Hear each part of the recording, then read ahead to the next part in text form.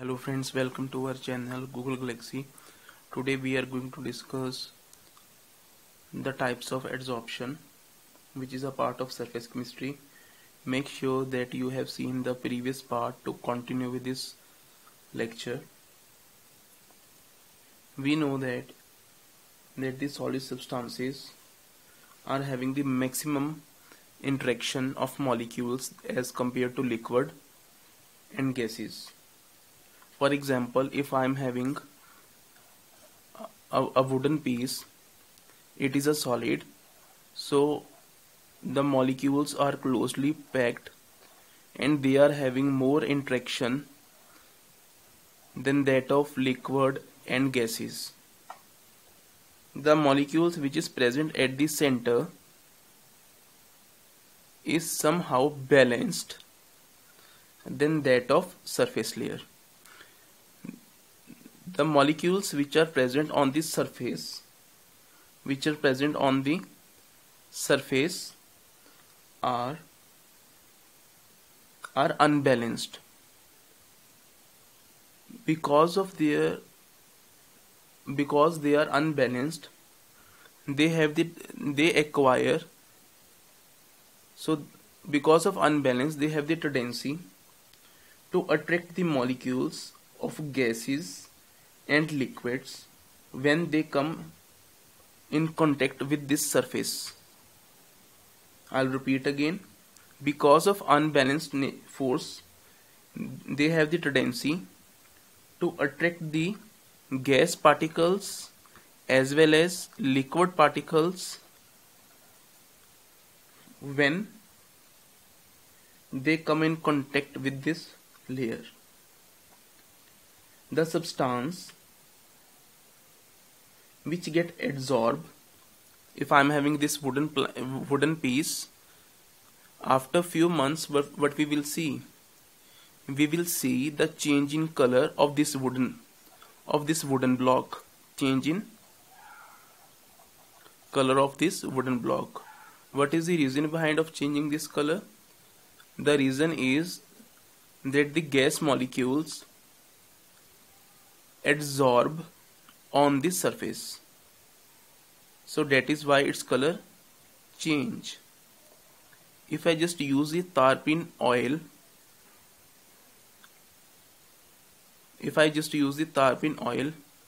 the gas molecule, the blackish of this wooden block will get reduced.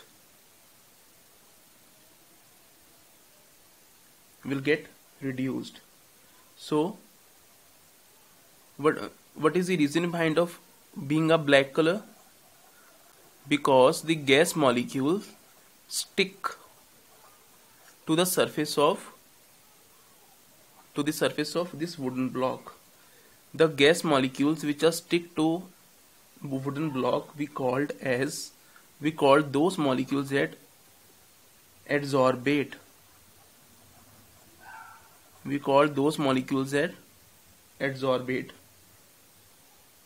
Or I can say the molecules that get adsorbed on the solid surface due to interaction are called adsorbate,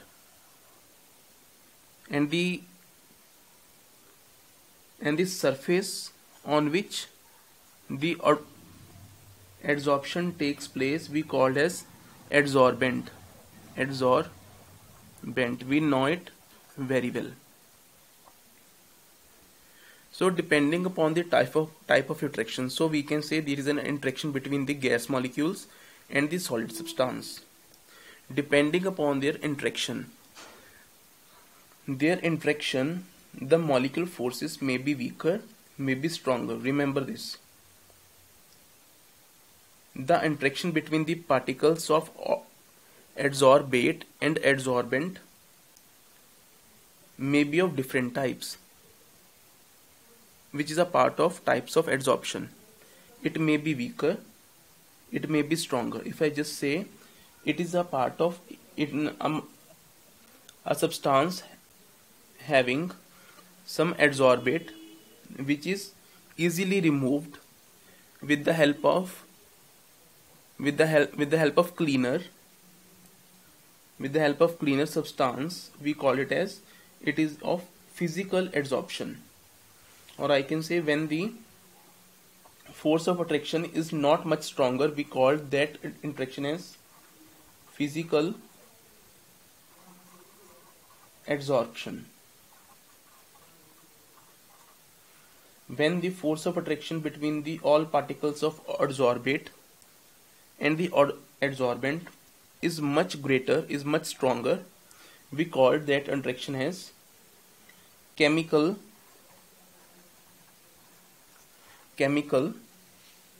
we call that attraction as chemical adsorption. What is the other name of chemical adsorption?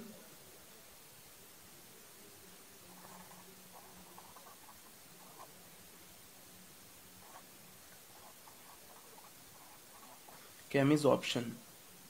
Chemisorption.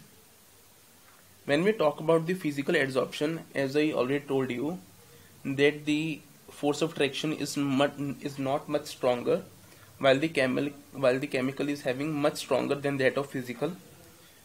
So we can say that the particles of adsorbate, the particles of the gas particles which are held to the surface by physical forces, and we call that forces as van der Waals forces. What is the reason behind this? These forces are van der Waals forces. So that is why we call it as physical adsorption. These forces, we know that these forces are very much weak. So it becomes easy to overcome these forces, to remove the blackness, to remove the black color of this wooden block by just rubbing it, or by increasing the temperature or pressure. So therefore, another point, we know that the van der Waals forces are weak forces. They can be easily overcome. We can remove the blackish of this wooden plank by increasing the temperature and the pressure. So we can say, so these adsorptions are reversible. Since we know that the chemical adsorption is much stronger forces, so definitely there must be a chemical bonding if it is having stronger than that of physical. So we can say stronger chemical bond. When a chemical reaction takes place, if I am having a piece of iron, if I just place in the moisture, after few years, what we will see, this iron piece will corrode itself. So what is happening on this iron piece? A chemical reaction is taking place by the action of moisture, by the action of liquid particles to water, and the surrounding air particles will keep on acting on it for an year.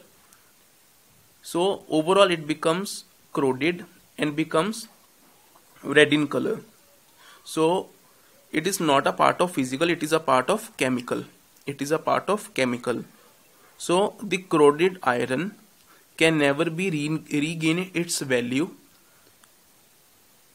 will never regain its original value, its original strength. So we can say these chemicals are irreversible. As I told earlier, if I am having a wooden plank, it becomes black in color after a few months, but we can remove that blackish color with the help of tarpin oil. That tarpin oil helps to remove that black color, so the wooden plank will regain its value, original content. So it is a part of physical adsorption, but the corroded iron piece will never become that much stronger than that of previous original iron piece, so it becomes irreversible. When adsorbate stick on the adsorbent, if it is from monolayer, then it must be a part of chemical adsorption. Remember one thing, whenever there is thickness of layer on the adsorbent, when there is thickness of layer on the adsorbent, single layer, we call it as mono layer. It must be always chemical adsorption.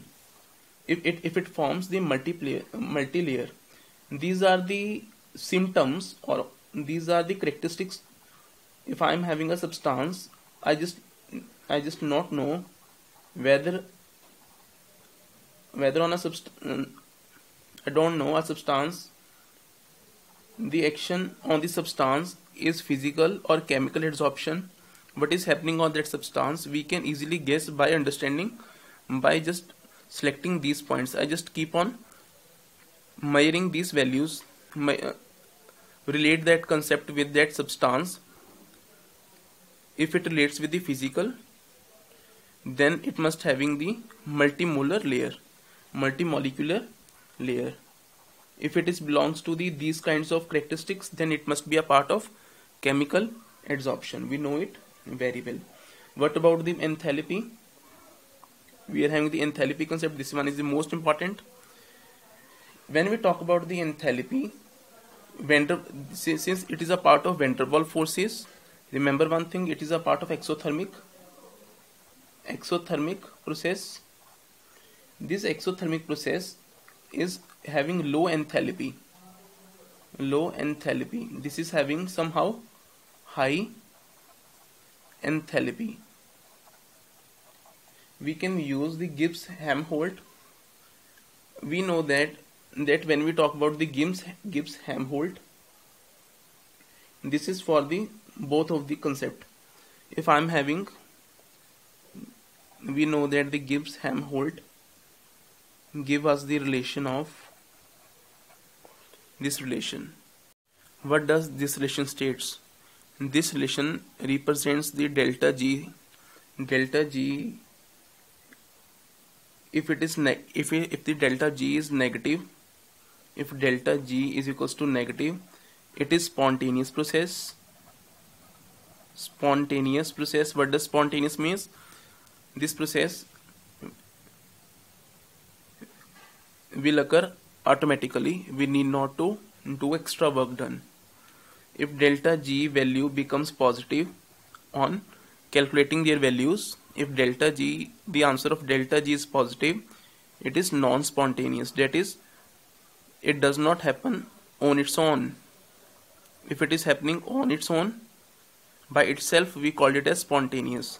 We know that in both of the cases, there is an exothermic process. Exothermic means that it must having a value of negative. It must have a value of negative. And the gas or liquid will stick to the surface, both of the surface, whether it is a chemical or physical, only when the entropy means randomness is entropy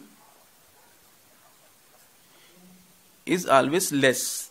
When there is negative entropy, it means the value of delta S is negative. If there is loss of entropy, if I am having an ice piece, if I am having ice having lesser entropy than that of liquid.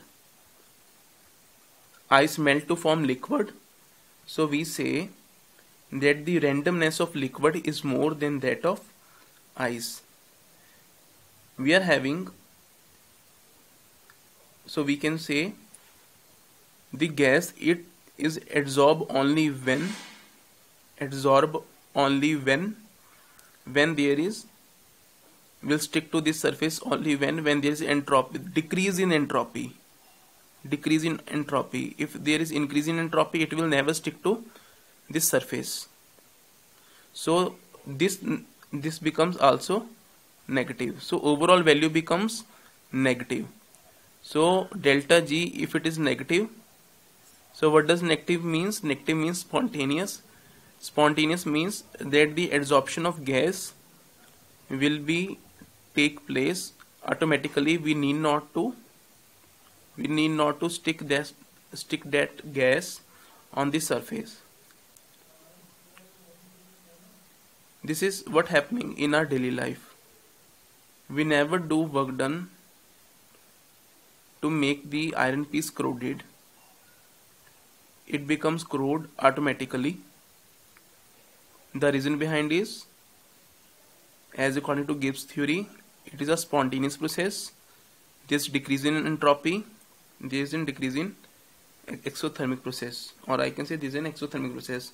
It is somehow high enthalpy than that of physical adsorption. These are the differences of physical and the chemical adsorption. These are the differences. This Gibbs part is very much important for your exam point of view. Thank you for the lecture.